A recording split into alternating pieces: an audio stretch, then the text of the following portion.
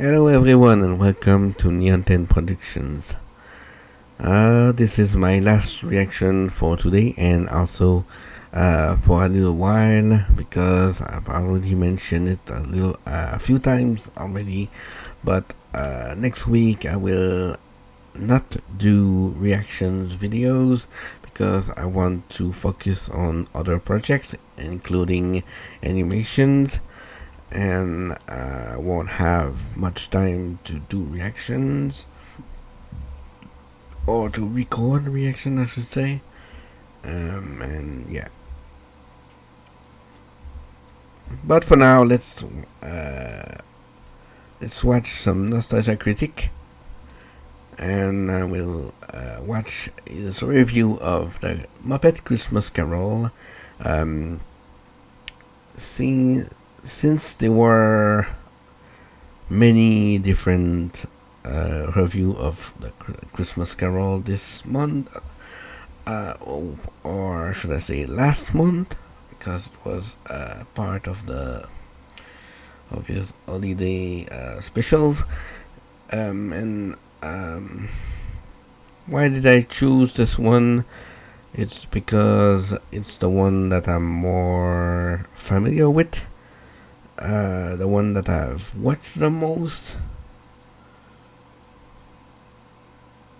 so I might be more inclined to have more to say about this version than, let's say, another one, or yeah.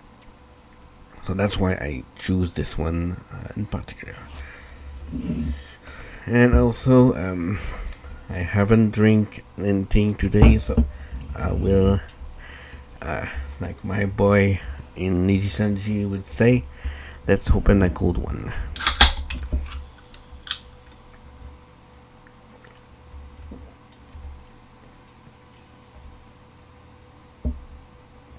Okay.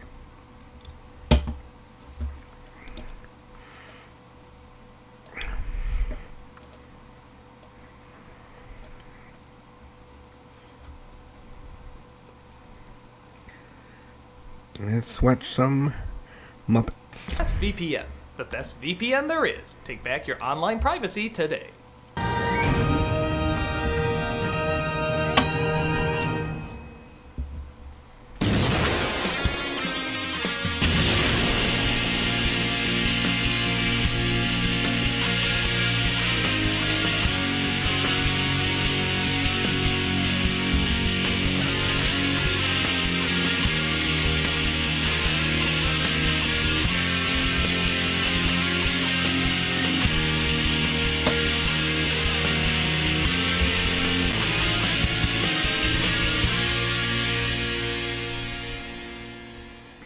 Hello, I'm the nostalgia guy, remember? So you don't have to. Hello. Does anyone else find it strange that one of the most popular renditions of a 19th century novella written by one of England's most celebrated authors has talking socks in it?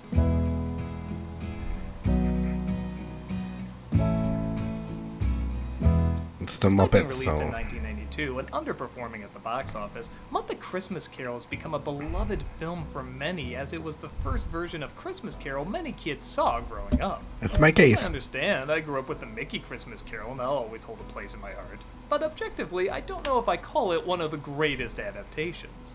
I was kind of wondering the same thing about the Muppet version. Is this truly one of the great adaptations, or are people's nostalgia remembering it better than it was? Well, I find there's two camps when it comes to Christmas Carol adaptations. The excited younger crowds that haven't lived with it very long. Oi, this is the greatest thing ever made by humans is what? And the older crowd who have seen it so many times they're sick to death of it. Oh my god, enough already. How many times do I have to hear Stick of Holly through his heart? Oh, you just need a visit from the ghosts of Christmas. Blow me, Pip. And then there's a smaller group of people like me, the Christmas Carol snob. Well, there goes my new character. Now what am I supposed to do to pass the time? What?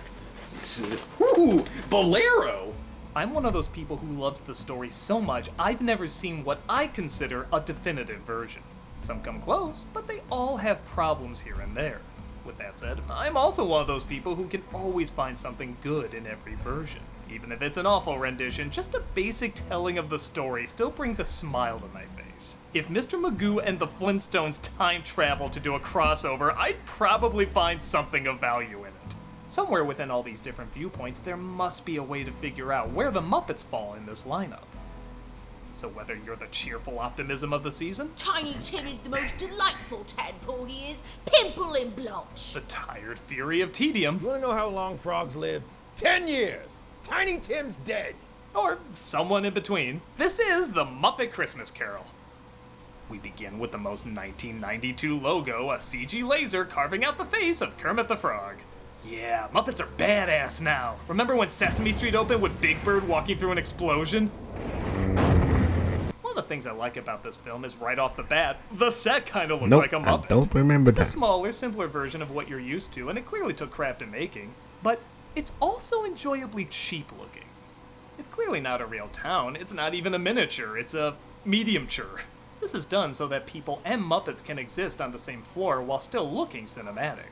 I actually argue this is the first Muppet film to have interesting angles. Sometimes the others had variations, but for the most part they were shot straight on, and I get it, they were thinking about hiding the puppeteers. But in this one, the shots weren't altered to make the puppets work, the puppets were altered to make the shots work. Part of the reason being this is the first Muppet film to use CG to take out the puppeteers, which is a good way of advancing the technology, but still keeping that low-key look. With that said though, everyone moves in accordance with the Muppets, which has always been part of the charm. Look how small Scrooge's steps have to be. No one walks like that. He has to make 4 feet look like a mile. In reality, he's on a plank with the puppeteers below him. It looks a little weird, but you feel the effort and dozens of hours put into every shot because of it. But okay, I know I'm talking a lot about the technicals. How are the Muppets themselves? Well, they still got those cute one-liners. Hey, I'm being stolen! Hey, help me! Help me! Ah yes, back when this was the only property Disney acquired. Haha, we're looking to get SpongeBob next! Gonzo is introduced as the author/narrator Charles Dickens. Leave him alone. Second, you're not Charles Dickens. I am too. Look at my nose and tell me that's not my name! The songs are really good, written by musical legend Paul Williams. There goes Mr. Outrage. There goes Mr. Sneer. He has no time. Puppet is using puppets, I just shit myself!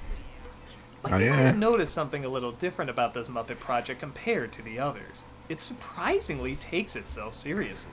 In the past, the idea was whenever the Muppets would tell a well-known story, their larger-than-life personalities would screw it up somehow. They'd still be hard, but you usually watch them to see how not to tell the story.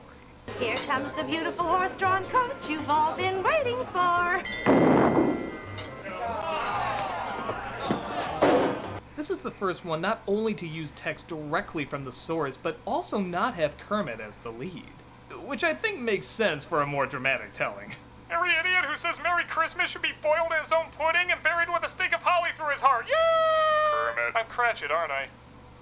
Because of all that, this is a Yeah. more kid-friendly version of the Muppets. Still a few jokes for the grown-ups, but not as heavy as the previous films. Now wait a basin of gravy. Are you telling me that there's not genius behind Light the Lamp, not the Rat? Hey, light the lamp, not the rat. Light the lamp, not the rat. I mean, it's cute. Bullshit! My Muppets would let their anger build up and then freak out on each other. Kermit would never do that. He's kind and nice and always gentle in a tough situation. Is he? You have done that. I know that. I knew that was coming. Of course it's an orange. I just told you it was an orange. Piggy, you are fired! You are fired! Piggy, you are fired! I think I've been emotionally scarred. You think that's bad? Check out their old coffee commercials. All right. I really don't think you're ready for that yet. They're a little harsh. Yeah. Also, nobody with a clean conscience can make a horse this scary. It's like if Woody's horse lived in a crack house. Those eyes! Those horrible yellow eyes! Michael Caine plays Scrooge this time around, and give him credit, he said he had no intention of winking at the camera and wanted to play it as seriously as if there were no puppets around him at all. I honestly believe him, but weirdly enough, I think he's kind of underplayed. Don't get me wrong, I love a subtle Scrooge. The looks Alastair Sims and George C. Scott shoots are some of the most layered expressions I've seen in cinema. More often than not, Scrooge is usually too over the top, so I like that he scaled it back, especially with wide-eyed puppets around him. But that means when he does have to be expressive, it comes across as a little odd. December is the foreclosure season. Harvest time for the moneylenders. That was a face like he just let out a fart. Harvest time for the moneylenders. He seems to have weird inflections at weird moments. Mr. Scrooge. Bob Cratchit. He said that like he hadn't seen Cratchit in years. Bob Cratchit. From 8 hours ago. Where have you been all these minutes? And then there's this. This is my favorite thing ever. What is this? It's so awkward. It's amazing. I want to marry this. I want to have this scene's baby so mini Dr. Evil's doing the Macarena will populate the world. I love you, scene. Come on, just do me. Do me, scene. What are you? Now, before you kill me, I don't think he's bad. He actually has some of my favorite scenes from any Christmas Carol. I think I've just been spoiled by so many Scrooges that I judge them a little harsher than I would other performances. But objectively, I know he works well enough. He's still cold, domineering, and has to pretend people's hands are their faces. That can't be easy. So don't worry, I'll point out the good stuff, but as a comedian, I can't stay away from stuff like this. We're from the Order of Victoria Charity Foundation. We'd like to speak to you about a donation. I would love some eyes. Some of us are endeavoring to raise a fund for the poor and the homeless. We're collecting for drug addicts. As you can see, my partner has been on cocaine since birth. This is the door. You may Wouldn't surprise me. Oh, dear. I can't be the only one who thinks Beaker flicks him off there. Maybe that's why he beeps all the time. It's just all his obscenities being censored. Any for this song, Governor?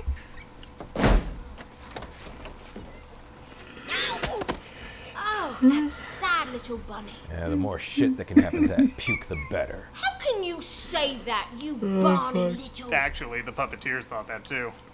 Director Brian Henson said before Jim Henson died, they were trying out new characters, and this one tested very strongly.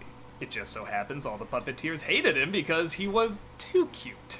This kind of pandering might have worked in Sesame Street, but this was the Muppets, goddammit! So, every chance they could put him in some form of misery, whether it's slamming the door in his face, throwing things at him, or letting him freeze in the cold, they worked it in.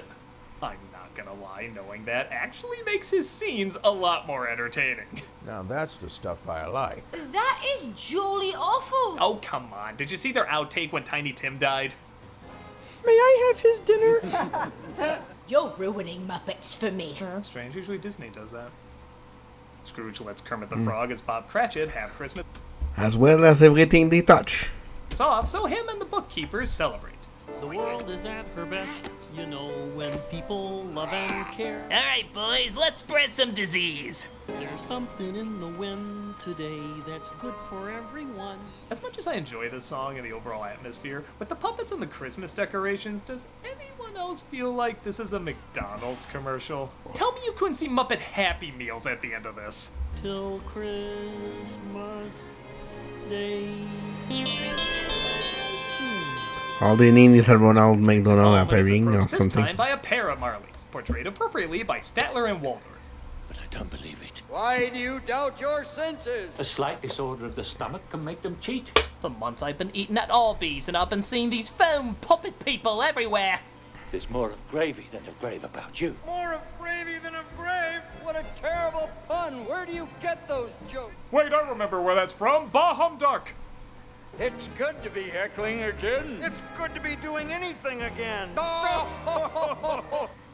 The gravy joke was better. They sing, of course, about how Scrooge will be haunted by 3 ghosts who will try to save his soul from an eternity of chains and Crypt Keeper jokes. We evicted the entire orphanage, all standing in the snowbank with their little frostbitten teddy bears. I'll let the fact that the other is technically named Bob Marley override some of these. Whoa, that's scary stuff. Hey, should we be worried about the kids in the audience? No, it's all right. This is culture. Wait until we do A Tale of Two Cities. Fozzie's head will roll.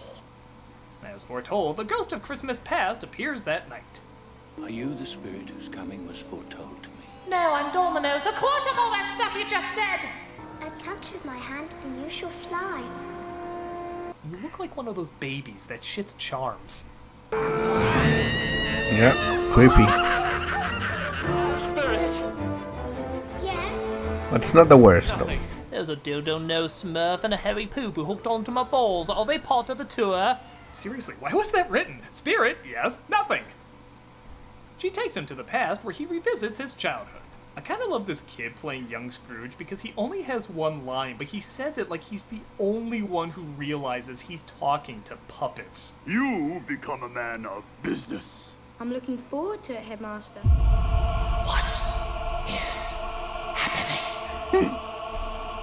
I'll just say it. Get me out of here! For this one joke. There he is, old Fuzzywick himself. Maybe they were on the fence at first, but as soon as they realized they could use Fozziewig, they wrote yes all over the contract. This is followed by the second biggest laugh, Animal now playing the drums and forced to instead tap the triangle. That could be an ad for depression medication, it's so sad. Depression is a serious medical condition that can take so much out of you. Young Scrooge meets a girl named Belle, and years #save animal. later they part ways due to his love of business over her. I love you, Bill. You did once. Now, depending on the version you have, this may lead to The most unfairly cut song in cinematic history. The cheesiest fluff crap in a film filled with fluff crap. the divisive When Love Is Gone. Love is gone. Love is gone. This was cut from the theatrical version, put back in for the VHS release, and then taken out again for the DVD transfer.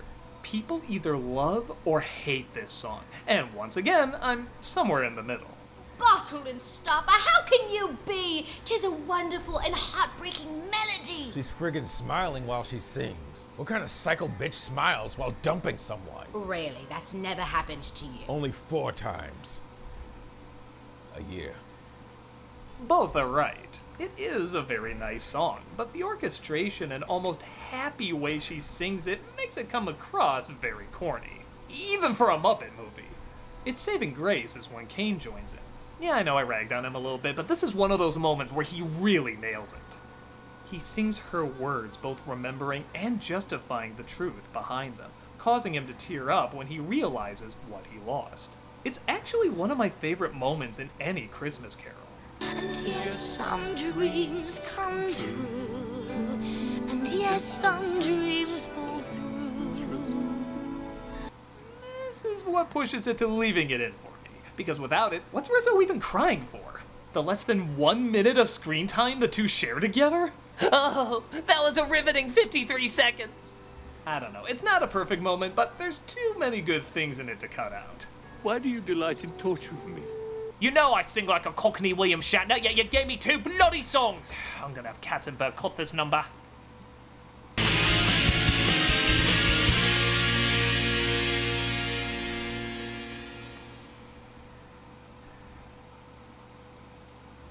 Okay, it's December, which means we can officially start watching Christmas movies. But what if you go to Netflix and discover your favorite Christmas movie isn't available? Get ready to have your mind blown. You can use ExpressVPN to watch any Netflix library in the world.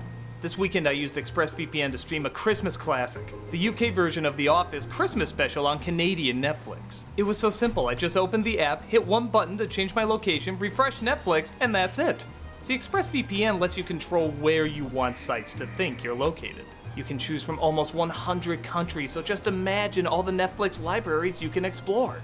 And of course, it's not just Netflix. ExpressVPN works with any streaming device, Disney+, Hulu, BBC, iPlayer, you name it. There are hundreds of VPNs out there, but the reason I use ExpressVPN to watch movies and shows is because it's ridiculously fast. There's never any buffering, and you can always stream in HD. ExpressVPN works with all your devices too, including phones, tablets, media consoles, and smart TVs. So you can use it to watch whatever you want, on the go or the big screen. And if you visit my special link right now, expressvpn.com/nostalgiacritic, you get an extra 3 months of ExpressVPN for free. Support the show, watch what you want, and get your holiday fix at expressvpn.com/nostalgiacritic. I'm an elf.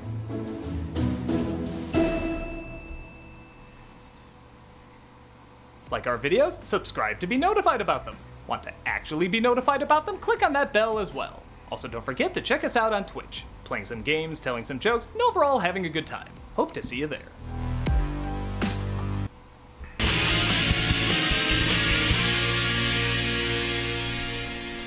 return back home, but he gets another visitor. Ho, ho, ho, ho, ho. Oh, I knew I shouldn't have licked Kermit before shooting. Come in and know me better, man. My God, he looks like Jabba the Hutt melting into that princess from Brave. Did I already say that?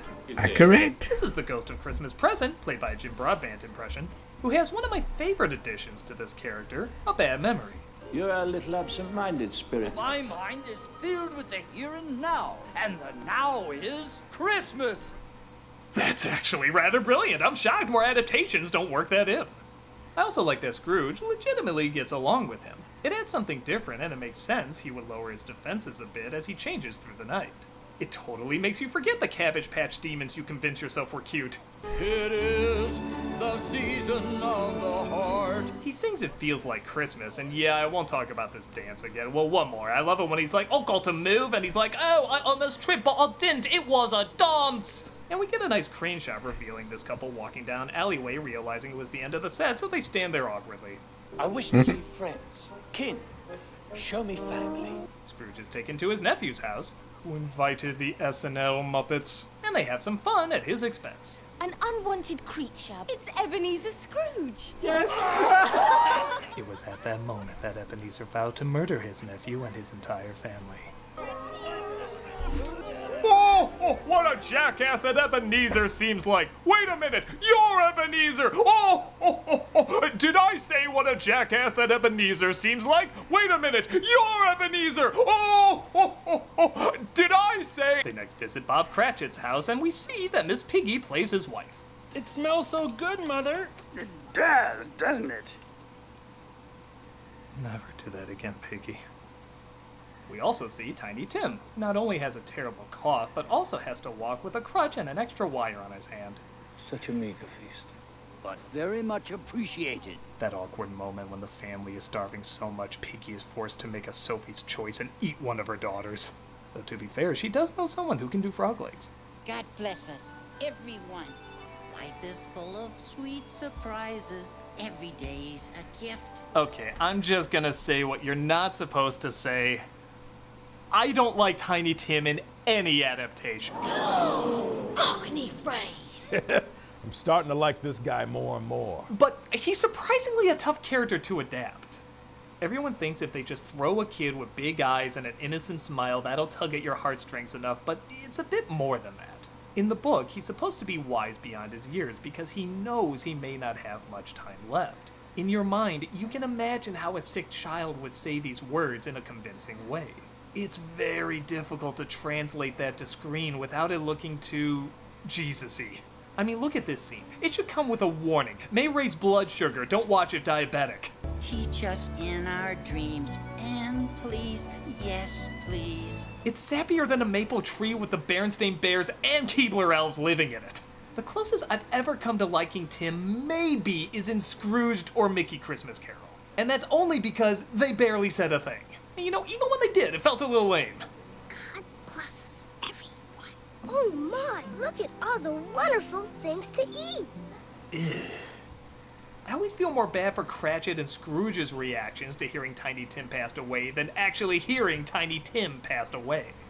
Maybe I just haven't seen enough of them, but he always seems so perfect it feels too manipulative.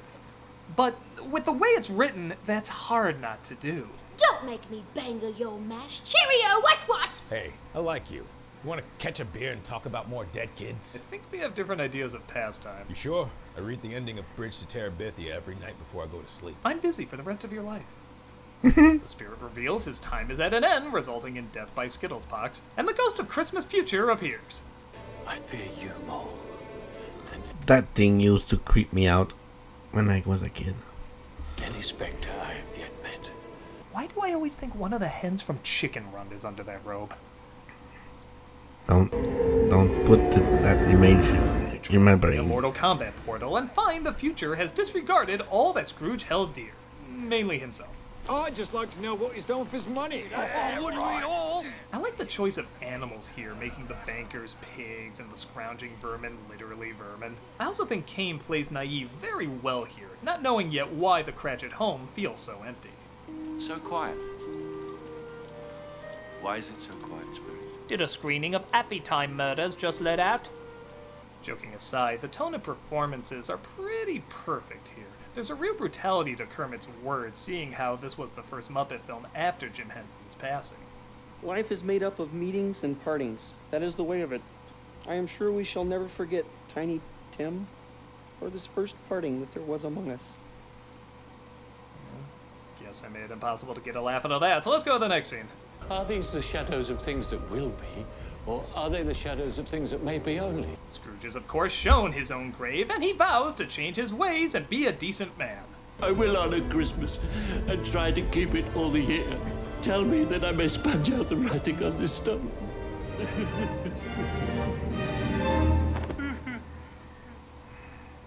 Okay, so for years I always saw this as very anticlimactic. I don't need him screaming, falling into the grave like other versions, but my heart's not even racing at this moment, and for a long time I couldn't figure out why. At first I thought it was Kane's performance, but the more I watch it, he does fine. When it cuts to him returning to his room, though, I feel unsatisfyingly empty, and the climax of the movie should not leave you that way. So what was missing? This time around, I finally put it together. It's the music. The music for the majority of the movie is fine, but for whatever reason, it is very soft and underplayed here. I do not understand that. To see if I would make a stronger connection with grander music, I decided to switch them out, and, well, you be the judge. I will honor Christmas and try to keep it all the year. Tell me that I may sponge out the writing on this stone.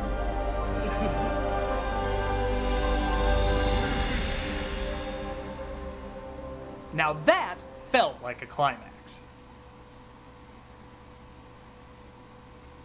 The following scene, Scrooge finds himself back at home and in the present. Oh, heaven in the Christmas time be praised for this day.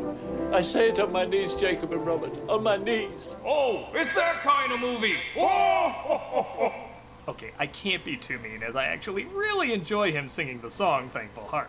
It's a good number, and despite, like I said before, Kane not exactly being the best singer, his demeanor is so pleasant, it's hard not to enjoy it. You simply count his friends. He's so happy. And a promise to share the wealth. It's a good try. Who knows when it ends? I think Albert Finney did worse. I think. But like I said, it's so joyful, and even his interactions with Kermit and Piggy are pretty friggin' adorable. You can leave this house at once! And therefore, I'm about to raise your salary. Oh, and I am about to raise you right off the pavement and onto... Pardon? No, I said divorce that bitch and I'll raise your salary. They sing a reprise, or first rendition, maybe, of When Love Is Gone, called When Love Is Found, and they, of course, have a Merry Christmas. Tiny Tim, who did not die... Oh, isn't that swell? He was ran over by a carriage the following year. Poor kid never played Frogger. So, with all the problems you pointed out, and the millions of other versions, was this as underwhelming as you expect? I don't know. Think it still works pretty well. What? Oh, jolly apples and pears, jolly! Shut up. I don't think it's one of the greats, but it does have some great elements in it. I'll admit I would have liked a version similar to the old Muppet days where everything goes wrong and it's geared a bit more towards adults. But I'm also happy that so many kids have an intro to this that includes so many lines from the original. They could have gotten by fine not using the text from the book, but they went that extra mile. And at a time when a lot of kid-friendly versions didn't do so. The problems I have are not major ones, certainly not anything I would describe as awful, they're just a touch off sometimes. The moments that work not only work though, but they add a lot of little touches that go a long way. My favorite moments are surprisingly the extra stuff they throw in, the ghost memory loss, Scrooge singing with Belle, the character casting, and the catchy songs. For someone who loves this story, that's more than enough to say this is a flawed but still worthy adaptation for people to see. Come on, it's awful and you know it. Okay, this is going beyond being sick of Christmas Carol. You have a legit hatred of this movie. Well, yeah, I was supposed to play Scrooge. I say, what? Yeah, what are you talking about? It made sense to cast me as Scrooge because of my past being so violent and all. Violent? But they preferred a human actor, not someone who wanted to spread the word about a certain beverage. What the jolly are you talking about, you bloody wanker-tanker? Wickens? this a Wilkins? What are you Son? drinking in that mug? I knew it. Wilkins Coffee. Of course, you are gonna be the star so you can spread the evils of Wilkins Coffee! You know, a house isn't a home without Wilkins Coffee. Well, you're not gonna get away with it this time. I know what's gonna happen because I have my own Ghost of Christmas future. I hate to tell you, but you don't have a future. Wilkins is still evil! Run!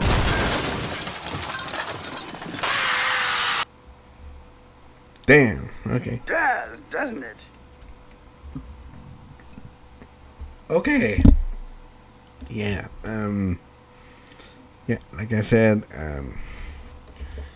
it's the version I'm more familiar with, so I can't really compare with the others. Maybe Scrooged a few times, but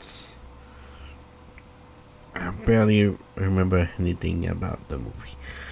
Unlike this one, that I have fairly few great memories about it, and yeah.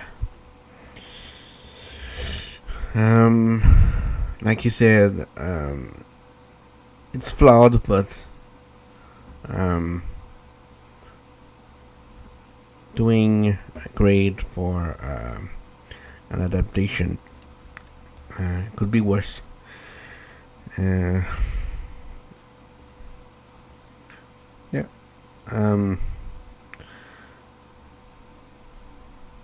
Okay. So, if you made it this far into the video, subscribe to the channel, leave a like and a comment if you want, and yeah, you can tell me in the comments what is your favorite version of the Christmas Carol, and yeah. So like I said, this is my last reaction for a little bit, because I want to focus on other things for next week, and yeah, that's why I've made so many reactions this week, and yeah. So I will take a break tomorrow and work on my other stuff next week. So yeah. Unless I get some kind of request from you guys, remember that if you want me to watch certain things, you can ask me in the comments. As long as it stays with friendly, I have no objection. It can be really anything, music or movies or reviews or whatever. Gaming, I don't know. So yeah. Also, speaking of gaming, I might go back to my gaming videos soon. Maybe not next week. Like I said, I have other things, but maybe after that, the week after that, I can maybe try doing gaming videos again. I'm not sure what would be cool, but again, if you have some suggestion, you can put them in the comments. And yeah, okay. So,